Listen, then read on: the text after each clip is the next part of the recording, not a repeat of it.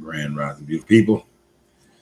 Grand Rising, welcome to Wildlife Religion with Coach Renz. And today we'll begin a journey on Thursdays where we are reading through the Kybalion.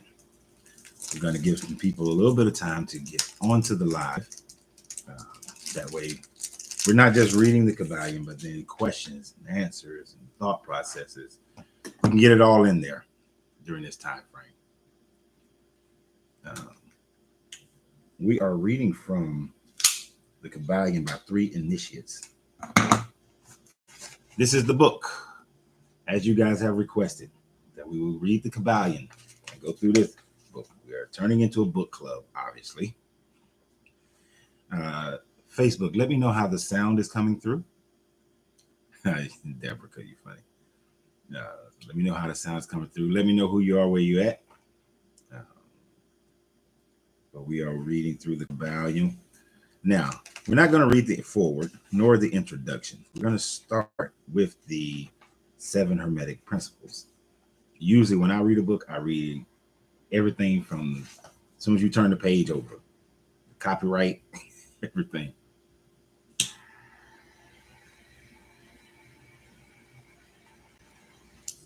But I'm not going to bore you guys with that part. That's just something I do. So we're going to start with the 7 Hermetic principles. Internet reading. I'm definitely going to have to use glasses for this one, because there's no way I will be able to see this one.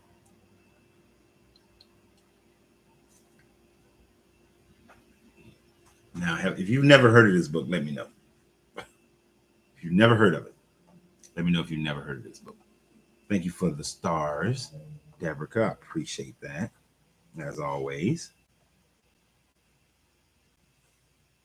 No. I know I'm starting real late, but I rode my motorcycle today, so I had to, go the long way to get to work. Take the long way a little bit. Just get a little extra ride in there. Okay, so instead of reading as much of the introduction to a certain extent, there is one aspect of it that I do want you to understand as far as what's in the introduction. The Hermetic principles have been something that's been passed down from master to apprentice, to Arafat, to neophyte. So back in the ancient times, if a person wanted to learn the Hermetic philosophy, there wasn't a book or a scroll that you would necessarily be able to go to your local bookstore. You would have to actually join one of the societies, one of the teaching societies, whether you were in Babylon and you went to the halls of learning, went to one of the halls of learning, and you were accepted into the group, or you were accepted into the pyramid priest in Egypt, or any other organizations, the true actual Masons of back in the day, whether you were of the Egyptians who built, the temples there, whether you were accepted to any type of these learning groups, it took time, it took effort. You had to show levels of proficiencies. Pythagoras, it is told that Pythagoras waited 20 years just to be accepted so he can study for 20 years, and then went back to Croton and started the Croton Society up and started the Pythagoreans, who later are the ones who developed the Greek Society. It is through the development of the Greek Society and then in their conquest of Egypt that you get the term Hermetic philosophies. The reason why it's the Hermetic philosophies is because we're talking about Thoth the Atlantean, who on the Emerald Tablets crafted his story of how Atlantis sank, and he came across and founded the land of Kim and established a colony in the land of Kim. And from that colony, Thoth, being the Kemetic god of wisdom, science, messages, magic, imparted this information to the people of Kim. And as Kim became the place of learning, talk about Egypt here, became the place of learning, and really that entire Mesopotamian area in the Levant you have this development of philosophy. This is a higher consciousness level of philosophy that goes beyond religion. It is just like how Lao Tzu said that once you understand the way, you no longer need Buddhism. Understand that Taoism comes out of Buddhism. So once you understand the Hermetics, the philosophy of it, you no longer need religion. When the Greeks learned of this information through Pythagoras, they likened Thoth to, or if you want to call him Tahuti, they likened Thoth or Tahuti to, they liken him to Hermes. The Greeks like to match up their gods and mix them up.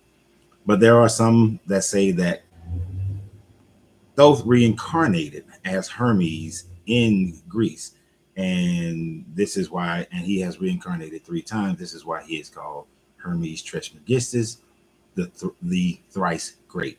So you'll hear that repeated also when you read this book. Hermes Trismegistus. There have been occults surrounding this type of teaching. There have been religions. There have been all sorts of things, but it has been a part of every culture around the world throughout all time immemorial.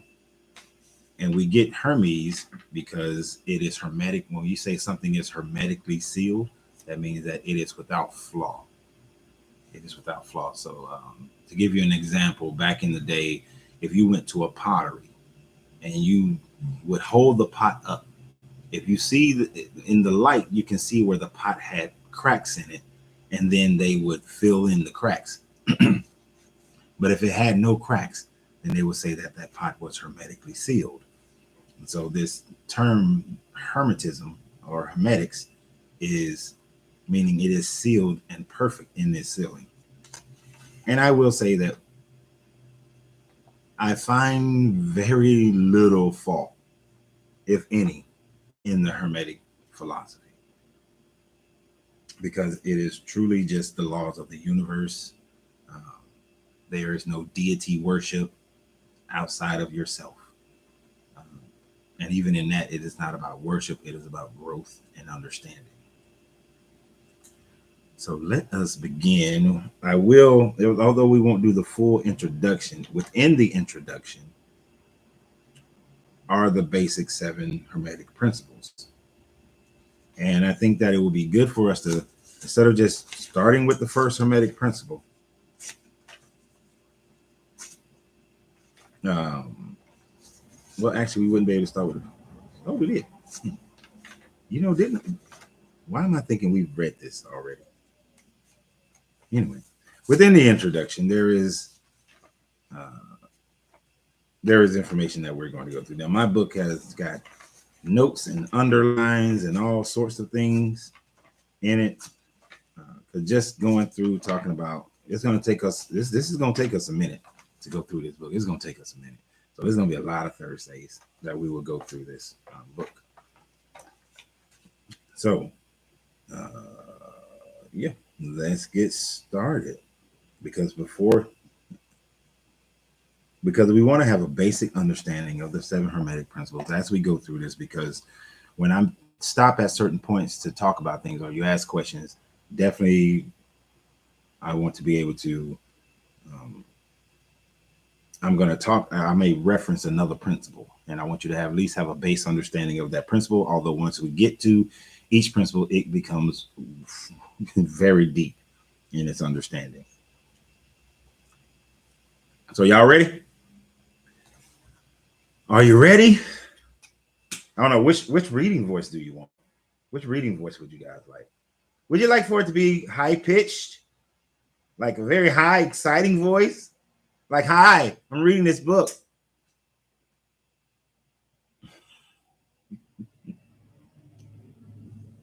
Do you want the boring, monotone way of reading? Would you like an accent when I read the book? Like the 7 Hermetic principles. The principles of truth are 7. Look, I can't stay serious all the, I have to crack something, say something stupid every now and then. All right. We're going to get started. Hell, I might just change the voice as I read just because I'm reading.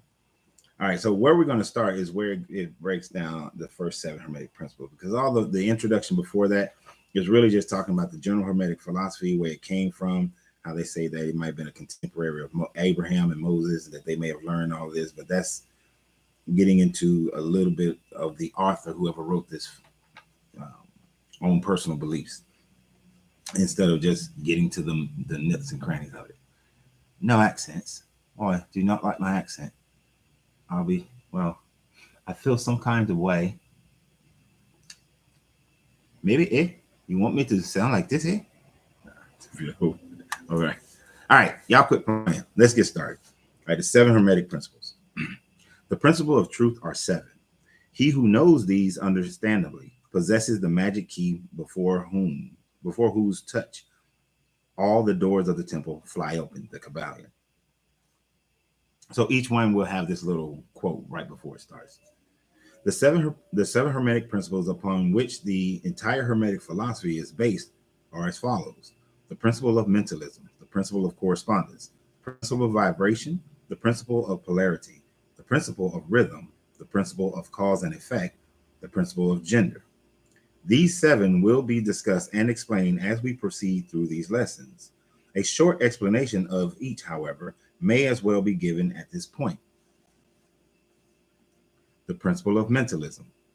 All is mind. The universe is mental, the Kybalion. So this is the first principle.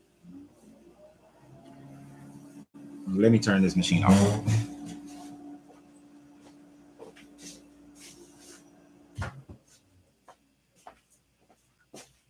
Now that I'm sitting over here, that would be too loud.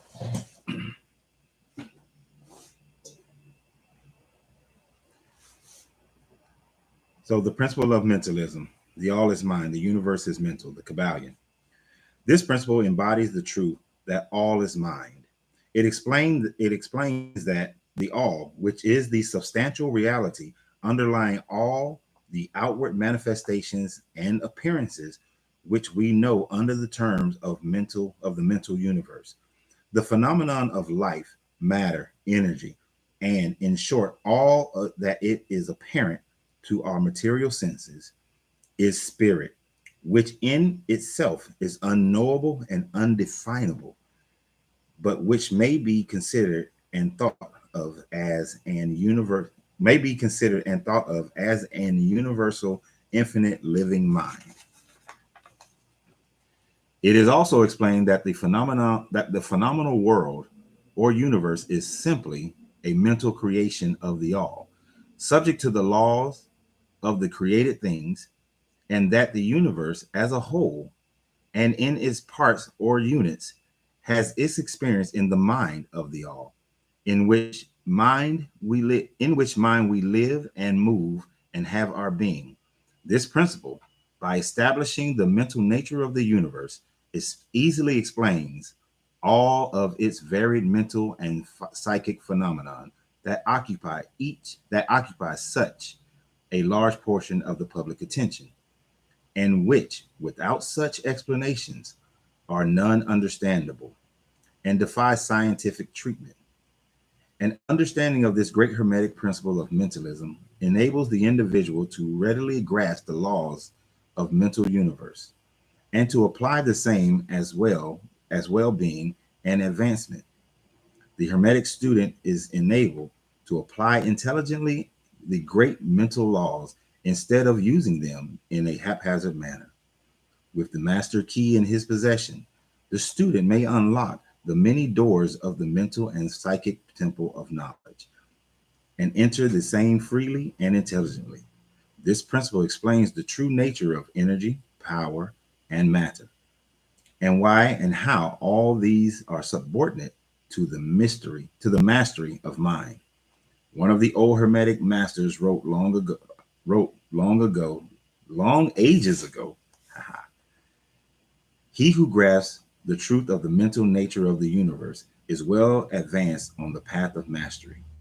And these words are as true today as at the time that they were first written. Without the master key, mastery is impossible, and the student knocks in vain at the many doors of the temple. So that the law of mentalism. What are your thought processes? What did you pick up out of that? Crystal is currently studying the Kybalion. Cool. What did you pick up? Now we're going to, when we actually get into the law of mentalism, the law of mentalism in this book is going to have many parts, from mental transmutation to what is the all in all, the divine paradox. Is going to cover a lot more detail, but just in that basic beginning of the principle of mentalism, there is that the all is mind, that the what people would call the creator is just a mind, an intelligent mind at work, not some corporal being that walks around and needs to be fed or requires sacrifices. But it is imagine yourself when you're sleeping and you have a dream. You are creating an entire universe. You are doing it subconsciously, but the all does it intentionally. It is a mental mind, and that everything in the universe is based on that, on the mind. All the laws are supported by it. They follow it. The every scientific experiment has to follow the law of the mental universe, the material universe, the life, matter, energy, power. All of these things follow the idea that the all is mind. When we see the unexplained is still part of the all. It's just we can't explain it. We may not understand it. When someone is when someone is doing something that you may say is phenomenal or is a phenomenon or is abnormal, it's them accessing a part of the mental universe that maybe the rest of us are not. It sounds like what we call consciousness today. Yes, it would be. It is. It's consciousness. It's just a consciousness. But unlike what we'll find as when we get more into the law of mentalism, especially when we talk about the all, unlike humans, where we can be ruled by emotions and outside forces, the intelligent mind of the all is not ruled by any of those things. So we'll find that as we go through. But we're not going to give too much depth on one thing yet, because we in each one it becomes is even deeper. And of course, we're not going to finish this book today.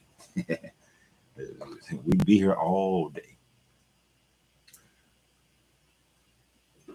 So that was the law of mentalism in its brief summary. Now we will look at the law of correspondence in its brief summary. The principle of correspondence, and everybody has heard this axiom. Like I said before, each one they have a tendency to give an axiom. As above, so below. As below, so above. So you have to remember there is dual. As above, so below. And usually people like to say that one, but it's both dual. As above, so below. As below, so above. This principle embodies the truth that there is always a correspondence between the laws and phenomena of the various planes of beings and life. The old Hermetic axiom ran in these words: as above, so below; as below, so above. And the grasping of this principle gives one the means of solving many of a dark paradox and hidden secrets in nature. Hidden secrets of nature. There are planes beyond our knowing, but when we apply the principle of correspondence to them, we are able to understand much that would otherwise be unknowable to us. This principle is of universal application and manifestation on various planes of the material, mental, and spiritual universe. It is a universal law. The ancient Hermetists considered this principle as one of the most important mental instruments by which man was able to pry aside the obstacles which hid from the view of the unknown. Its use even tore aside the veil of Isis to the extent that a glimpse of the face of the goddess might be caught. Just as a knowledge of the principle of geometry enables a man to measure distant suns and their movements while seated in his observatory, so a knowledge of the principle of correspondence enables man to reason intelligently from the known to the unknown, study the monad, and understand the archangel. Some people may not. What's up? How you doing, brother? Some people may not understand some of what it was saying in there. It will get deeper when we actually get to that chapter in our reading. But because when it says you'll glimpse the face of Isis, at the end when it said that you would study, man, enable man to reason intelligently from the known to the unknown. There is always the thing of if something is unknown and you don't have certain amounts of proof, how can you study it? Well, when in studying the monad, what that is saying is that when you understand the law of correspondence, you will be able to somewhat know the unknown by being able to understand the known, which is why as above, so below, as above. Whatever is occurring on the below is also occurring on the above. As I was saying yesterday or the day before, one of the aspects, the Egyptians had the mindset when you went into the field of reeds, you were in the underworld, but you lived a similar life to what you had lived on earth, as above, so below. When you go to the next higher plane, you will have some similar things that happen. It won't be all roses as they try to portray this heaven all the time. That you will go into a place, a consciousness where yes, you will have more information. You will know more about the workings of the universe. Some of the things that we deal with here, your consciousness is so high that things like greed or war or rape and theft may not exist, but there will still be other types of challenges to raise the consciousness even from that existence to the next higher existence. And imagine, if you will, if a person lived as an ant, but then the next time you get to live, as a lion, and then the next time you get to live as a human. You will rate, and then you get to live. Well, I should have put a dolphin in there beforehand, but you know what I'm saying. You raise in consciousness as you raise in which animal. Not literally saying that we reincarnate to animals and all that stuff like that. I'm not saying that. All right. But you get to understand those things. And yes, Isis is one of the representations of Isis is the divine law of nature. But when you understand, when we really fully understand the different levels in the law of correspondence, the different mental states in the law of correspondence, we have the plant mind, the animal mind, the human mind, you got the spirit mind, you got so many different minds and different courses, but you have to know, but it'll teach you which ones group together. And when you group those things together, you're able to get a deeper understanding of how the universe works. And of course, all of these have to be combined together. Morning, Michael. I don't know what y'all talking about.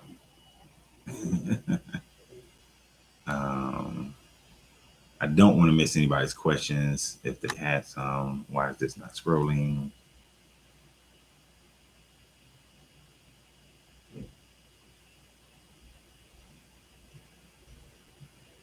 I have someone on here. He turned an atheist after reading.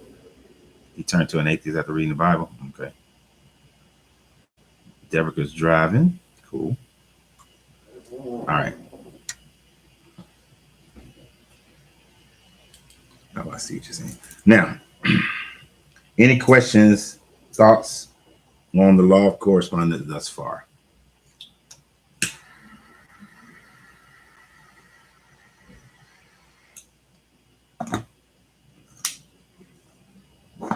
We're about to read one of the most misused laws that people talk about. Could Egyptology be considered a religion as well? Not Egyptology, no. Thank you, eyes wide open. I haven't seen you in a while. Egyptology in itself, no, it's just a study of ancient Egypt. Hermetic science, religion, you would have to study the religion, but Egyptology is just explaining what the people believed and how they lived back then. All right. The principle of vibration. One of my favorites, but one that people misuse quite often. The principle of vibration. Nothing rests. Everything moves. Everything vibrates. The Kybalion. This principle embodies the truth that everything is in motion. Everything vibrates. Nothing is at rest. Facts which modern science endorses, and in which each new scientific discovery tends to verify. And yet this Hermetic principle was enunciated thousands of years ago by the masters of ancient Egypt. This principle explains that the differences between different manifestations of matter, energy, mind, and even spirit results largely from varying rates of vibration. From the all, which is pure spirit, down to the grossest forms of matter, all is in vibration. The higher the vibration, the higher the position in the scale. The vibration of spirit is at such an infinite rate of intensity and rapidity that it is practically at rest. Just as rapidly moving wheels seem to be motionless, and at the other end of the scale, there are gross forms of matters whose vibration are so slow it seems to be at rest. Between these poles, there are millions upon millions of varying degrees of vibration, from the corpuscle and electron, atom, and molecule to worlds and universe. Everything is in a vibratory motion. This is also true on the plane of energy and force, which are but varying degrees of vibration, and also on the mental plane, which states depend upon vibration, and even on to the spiritual plane. In addition to this principle, with the appropriate formulas, enables Hermetic students to control their own mental vibration as well as those of others. The masters also apply this principle to the conquering of natural phenomenon in various ways. He who understands the principle of vibration has grasped the scepter of power, says one of the old writers. Love that last statement. Love that last statement. He who understands the principle of vibration has grasped the scepter of power. Now, people, some of these humans,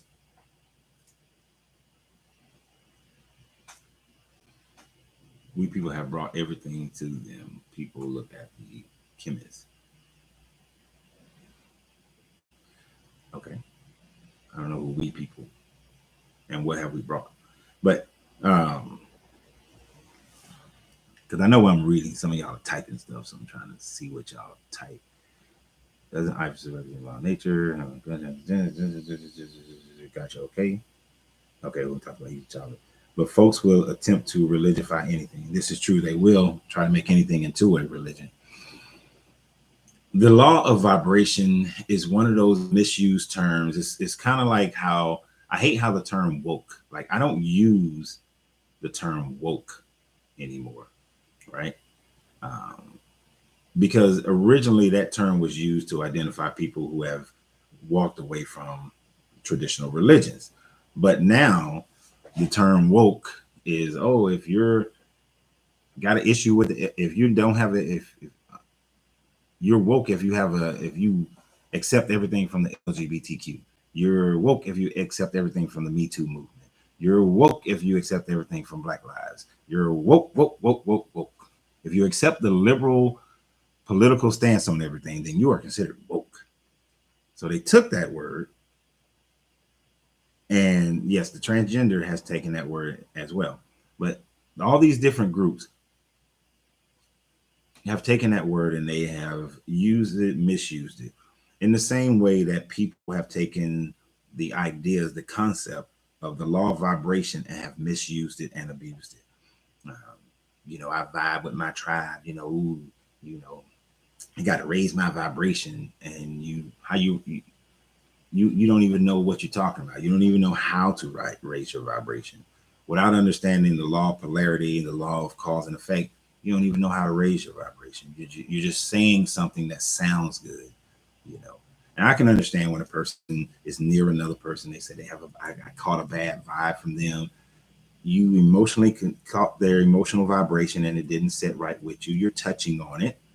We all have the abilities where we're touching on it. It's not like, how religion says that, well, Christianity says that you got this gift and you got that gift and you got that gift. We all have the ability, we all have every ability within these seven Hermetic principles. We can all use them, utilize them. We can all adapt ourselves to go from the neophyte to the hierophant to the master, or to the adept, and then to the master. We all have that within us. It is not something outside of us that you have to have specialness to be able to do it. But when we understand that everything is vibration and everything moves, so there is no such thing as death, right? Vibration is expressing how, when we get to energy transmutation, how things transform from one thing to the next things. It is changing its vibrational pattern. I was watching a documentary this morning about Antarctica, and they found these glaciers that are humming. It's like a flute, but the vibrational frequency is so low that we can't hear it with our human ears. You have to have instrumentation. But there are things existing, and that's been existing in Antarctica for all this time. No one knew it until we were able to measure it. You would have called it a myth before, an unknown, but it existed. It was just at a frequency that we couldn't get. It was vibrating at a frequency we couldn't get. And understand, all vibrations create frequencies. So the words can be interchangeable, but understand that vibration creates the frequency, and not frequency creates the vibration. Right. So I'm trying not to go too far in this summary, because when we get to the law of vibration, that's when it's going to get deep into what it is and what we're talking about here. But I want you, as we walk away from, after we end today, I want you to at least have a good general perspective of this teaching. But everything has spirit. Now, one of the things that threw me off when I first read it was when it talks about how something vibrating at the highest rate of vibration appears to be still, but something as if it's not moving. But at the grossest form, at the lowest form of vibration, it too appears to be still. They look exactly the same. So the question would be, how do you know which is which? Is this the grossest form? Is my coffee cup, the cup itself, not coffee, the grossest form? It appears to be still, but yet I know that the molecules and the atoms and electrons and what is in between the atoms and electrons and the protons and the neutrons are still moving, that it is moving. It is not dead. It is not staying still. But is this the highest form or the grossest form? Well, we know that this is to the grossest form because I can hold it in my hand. I can feel it. I can, but something that is moving at the highest form but appears to be still. Imagine seeing a ghost, a spirit. It appears to be still, but it's still moving, right? But it's moving. Go outside right now. You don't feel any wind, but there is airflow moving. Right? There is still vibration. Have you ever listened to Dr. Ben or Dr. Harry? I have. Not recently though, but I have in the past. Guilty, but I want to do better. Oh, we black people have brought everything. One thing of understanding the Kybalion, no disrespect, Raheem, at all. So please don't take it this way. One thing that understanding the Kybalion did for me is that it allowed me to dispense with the pride of race, because at the end of the day, it doesn't exist and it doesn't matter. It only matters when I'm dealing with people that it matters to them. So in this sense, I'm going to use vibration. I will lower my I will lower my mental vibration to fit whatever I need to be able to converse and deal with them. Such as when a black, I know when I